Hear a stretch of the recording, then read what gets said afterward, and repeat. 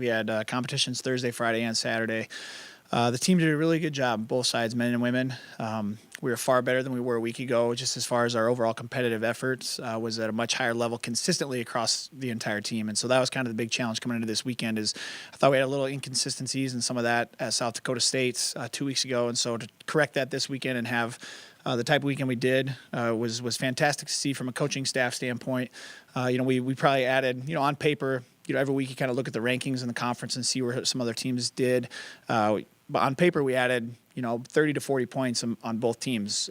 What that means you're in scoring position. That doesn't mean you've scored those points yet, but creating opportunity is what it's all about as you head in towards the conference meet, making sure that you have people in the position to be in the top 8 in their event. And so we did a much better job this weekend of making that push. The collective effort was outstanding. So take you through some of the highlights on the men's side, starting with the sprints.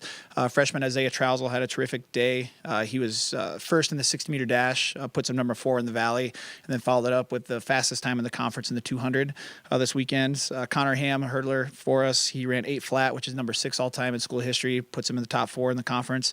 And we had 3 400 guys, Jacob Smith, JoJo Frost, and Evan Long, that now sit 3rd, 4th, and 5th in the conference in the 400. And that'll be a big event for us. Right now we have 5 guys in the top 9. And so that's going to be an opportunity we're going to have to capitalize on here in about a month. The throwers, again, had a terrific day. Tom Music had a 4-foot PR in the shot put, took him from about 12th in the conference up to 4th. Kyler Yotes had a huge PR in the weight throw for us, puts him number 6 in the Valley. We also had our first opportunity to get our multi-event athletes out on the track this weekend, and Austin Heitland's a junior from BCLUW. He sits number 2 in the Valley. I think he finished 3rd in the competition overall. I had a terrific day. The middle distances, freshman Seb Gearhart right here from Cedar Falls won that event. It puts him number 3 in the conference. And right now we have 3 guys in the top 8 in the 800. And then Ben Ulrichs in the mile for us ran the 7th fastest time in the conference. And so that list is growing with people getting in position, which is really what you want to look for. On the women's side in the sprints, Maddie Bell, just from down the road in Hudson, she's number 2 in the Valley right now. Madison Ehrman had a nice PR for us as well. She's in scoring position. The 800, Tiffany Christensen and Diana Slights sitting 4th and 7th in the conference. And then the 3K, the girls that ran so well last week at South Dakota came back and had another terrific weekend.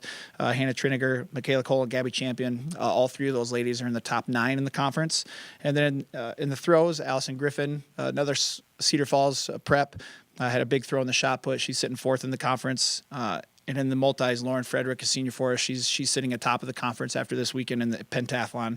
And in the high jump, this is in one of those areas, kind of like the 400 on the men's side. We have 4 girls in the top 8. And so that's going to be an area we need to really look to heading down the stretch. If you can get 4 people in scoring position, you can look to take 15 to 20 points out of one event, which is huge for the team going forward. So we have kind of a split squad this weekend.